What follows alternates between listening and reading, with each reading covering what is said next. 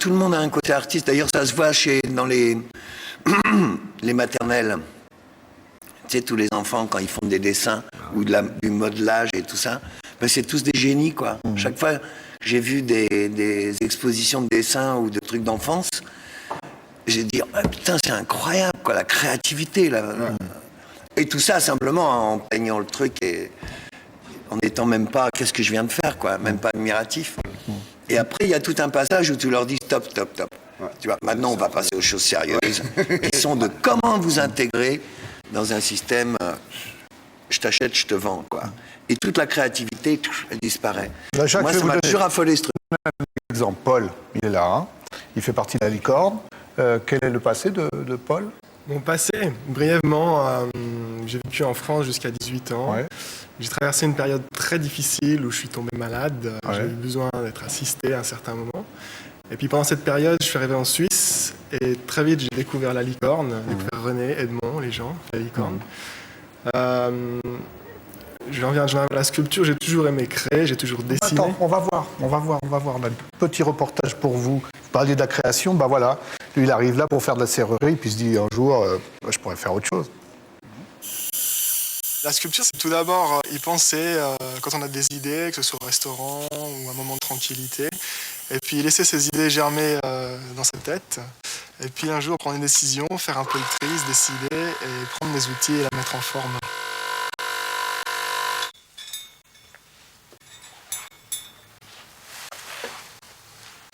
Et la sculpture, ça fait 4 ans que je la pratique. Je crois que c'est vraiment mon côté créateur qui ressort. Je pourrais pas vraiment l'expliquer. Ça reste un mystère. Et c'est beau comme ça d'ailleurs.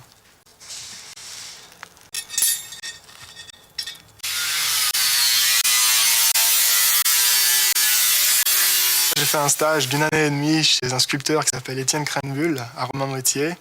Et il m'a énormément appris. J'ai beaucoup de reconnaissance pour ce personnage et je le salue d'ailleurs s'il nous regarde. À moyen ou à plus long terme, est-ce que tu comptes faire de ce violon d'Ingres une profession entière? Oui. J'ai encore du mal à me l'avouer, mais je sens que c'est ça. Je sens que c'est ça, ouais. Ça va me demander beaucoup d'efforts, mais je pense... Je suis allé au théâtre cette semaine, et puis j'ai vu des gens sur scène se donner complètement au public. Et j'ai fait un lien direct avec mon activité de sculpteur. Et j'ai vraiment l'impression que quand on est en train de créer, ou bien de se représenter sur une scène, c'est là qu'on est le plus vivant. Et je crois que c'est ça qui différencie vraiment l'homme de tout autre animal ou espèce vivante.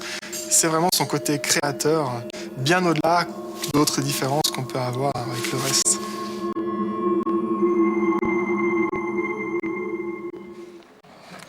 Bravo. C'est beau. Ouais.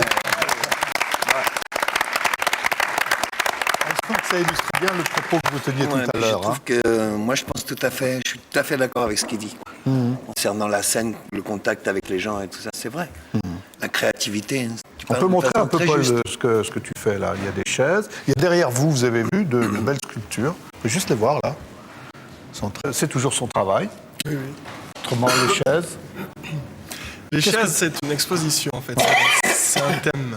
Je fonctionne maintenant avec des lignes, comme ça je me donne un thème et puis je voyage dans ce thème jusqu'à ce que ça s'épuise. Donc c'est une exposition, il faudra venir à Yverdon surveiller, regarder les affiches, les murs.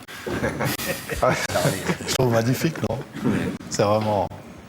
Comment on arrive, je dirais, à écrire par exemple une chanson, parce que je trouve que c'est une des plus belles que j'ai jamais entendues, le Parc Montsouris. Qu'est-ce qui fait que tout d'un coup on a envie d'écrire ça, qu'on a envie de dire « je ne vis pas ma vie, je la rêve ». Ben, ce qui m'est arrivé ce matin-là, quand j'ai écrit cette première phrase-là, j'étais dans un café, en fait, au Parc Montsouris, un tabac. Et il est passé la femme de Coluche, qui était une amie, Véronique. J'ai fait salut et tout, elle vient et on s'arrête et on prend un café. Elle devait partir vite et moi, j'avais pas dormi de la nuit. Et je lui ai dit, elle me dit ça va? Je dis, tu sais, moi, je vis pas ma vie, je la rêve. Je dis, oh, c'est pas mal, je vais chercher le garçon de café, je lui passe-moi un stylo. Et puis, j'ai trouvé l'air, ce premier air. Ah ouais. Mais Parc Montsouris, c'est du bricolage, il y a 5 chansons dedans. Il y a 5 morceaux différents. Et je les ai trouvés, comme c'était tous des morceaux à 3 temps, on les a collés avec un copain. C'est comme, je pense, comme tu travailles aussi. Tu prends d'un coup, tu as une idée, puis tu prends un truc, c'est un genre de bricolage, quoi. Et puis l'inspiration, c'est, nous, on est des passeurs. En fait, ça te traverse et tu réalises. Mais ça passe à des drôles d'étapes et surtout par plein de doutes. Je sais pas si toi, tu éprouves la même chose.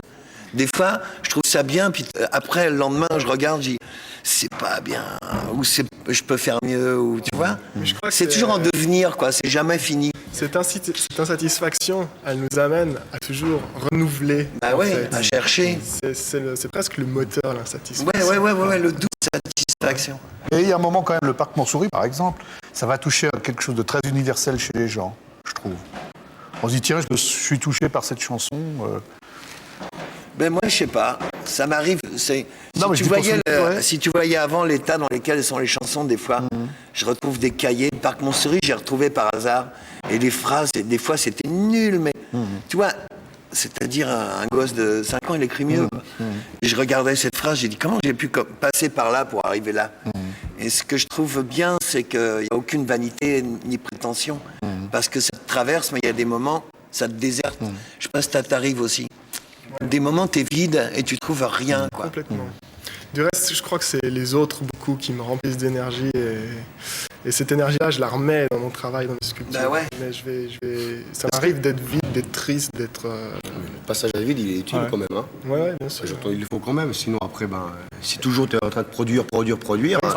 Il faut aussi Mais un c'est bon pas des bar. passages à vide, en fait. Ouais, Ça, c'est marrant parce il qu'il le m'a faut eu, quand mon même, copain, un passage à il vide. m'avait expliqué ça, qui joue des percussions. Il m'avait dit, des fois, tu as des périodes où tu fais rien. Faut absolument pas paniquer. Parce que ton cerveau, il a besoin de mûrir. Tu vois, tu trouves plus. Il faut prendre des vacances, quoi. Il faut lâcher le truc. Et un matin ou une nuit, tout d'un coup, tu dis, ouais, c'est ça, quoi.